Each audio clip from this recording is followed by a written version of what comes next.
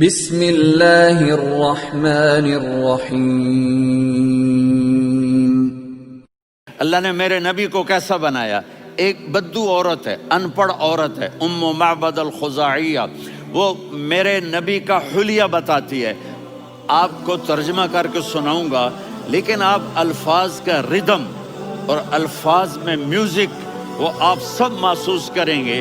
وہ بدو عورت کہتی ہے رأیت رجلا ظاہر الوضاء ابلج الوجه حاسن الخلق لم تعبه ثجلا ولم تزر به سعلا وصیم قصیم في عینیه دعج في اشفاره وطف في صوته سحل في لحيته كثافة في عنقه سطع وصیم قصیم اکحل احور ازج اقرن ان تکلم علاه البهاء وان سکت فعلاه الوقار وكأن منطقه خرزات نظم ينحدرن۔ اللہ، پتہ چلا کہ الفاظ کا ردم وہ کوئی بولو تو صحیح، کیا ردم ہے۔ اب ترجمہ سنو۔ وہ کہتی ہے اپنے خامد کو کہ ابو معبد، ایک شخص آیا تھا، مجھے یوں لگا جیسے 14ویں کا چاند کپڑے پہن کے زمین پہ اتر آیا ہو۔ سبحان اللہ، کیا ہے، انتہائی خوبصورت، انتہائی حسین و جمیل، پیٹ نکلوا نہیں کہ بدصورت ہو جائے۔ کہا اتنا خوبصورت تھا کہ سر سے پاؤں تک حسن اس کا غلام تھا، خوبصورتی اس کی باندھی تھی، اور میں جدھر سے دیکھتی تھی مجھے حسن ہی حسن نظر آتا تھا، اور جب میں اس کے چہرے پر دیکھتی تو میری آنکھ نہیں بھرتی تھی، میرا جی چاہتا تھا میں دیکھتی جاؤں دیکھتی جاؤں دیکھتی جاؤں، میرا دل نہیں بھرتا تھا۔ کون؟ وسیم۔ وسیم اسے کہتے ہیں جس کو دیکھنے سے دل نہ بھرے۔ قسیم، جدھر سے دیکھو حسن ہو، اسے کہتے ہیں قسیم، کہ اس کی آنکھیں بڑی موٹی، احور، ادعج، اشکل، انجل، ابرج، اہدب، یہ سب میرے نبی کی آنکھوں کی تعریف ہے۔ ان 5-6 الفاظ کا ایک مطلب ہے کہ اللہ نے کائنات میں ایسی حسین آنکھ کسی کی بنائی نہیں تھی۔ حسن و جمال آنکھوں میں، اور پلکیں بڑی لمبی، یہ عورتیں یہاں نکلی لگا لیتی ہیں نا لمبا لمبا کرنے کے لیے، تو میرے نبی کے قدرتی یہ بال لمبے تھے حسن کو بڑھانے کے لیے۔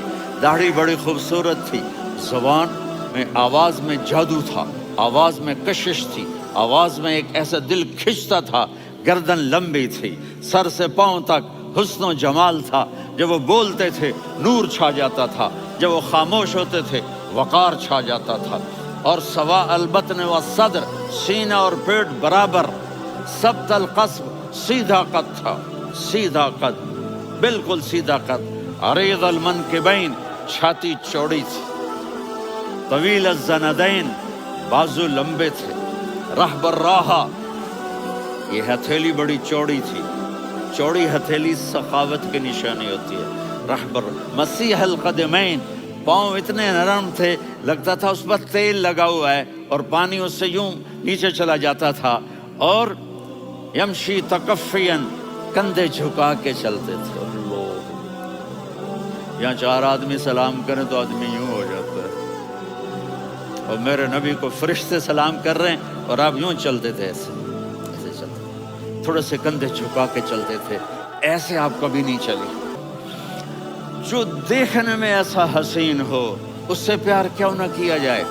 خاندان اونچا ہو تو آدمی اس کی قدر اور عظمت کرتا ہے۔ میرے نبی کا خاندان کیا ہے؟ میرے نبی نے فرمایا اللہ نے آدم کی ساری اولاد سے عرب کو چنا، عرب کی ساری اولاد سے مضر کو چنا، مضر کی ساری اولاد سے قریش کو چنا، قریش کی ساری اولاد سے ہاشم کو چنا، اور ہاشم کی ساری اولاد سے اللہ نے مجھے چنا۔ میں سب سے اعلیٰ خاندان کا ہوں، عالی نسب ہوں۔ میرے اللہ نے میرے 10 نام رکھے ہیں، میں محمد، میں احمد، میں ماہی، میں حاشر، میں عاقب، میں فاتح، میں ابو القاسم، میں طٰہٰ، میں یاسین۔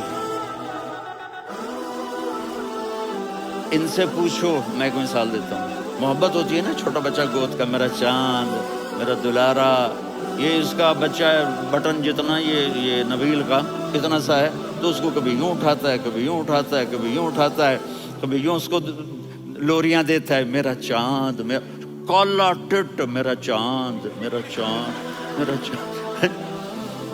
تو میرے رب کو اپنے حبیب سے محبت ہے، تو صرف محمد نہیں کہتا، چونکہ محمد کہنے سے محبت کا فلو نکلتا نہیں، تو اللہ نے اپنی محبت کے فلو کو نکالا، میرا محمد، میرا احمد، میرا ماہی، میرا حاشر، میرا عاقب، میرا فاتح، میرا قاسم، میرا ابو القاسم، میرا طٰہٰ، میرا یاسین، یہ اللہ نے اپنے حبیب کے نام۔